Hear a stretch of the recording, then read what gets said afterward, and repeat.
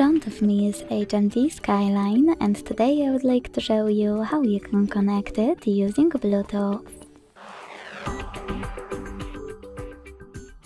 Begin by launching Settings and clicking on Connected Devices.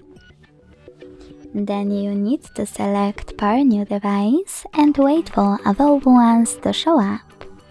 When they do, click on the one that you wish to connect to.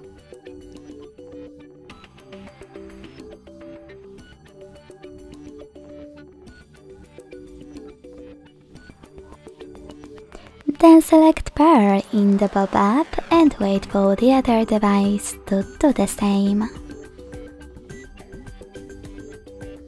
Thanks so much for watching. If you enjoyed this video, leave a like, comment and subscribe.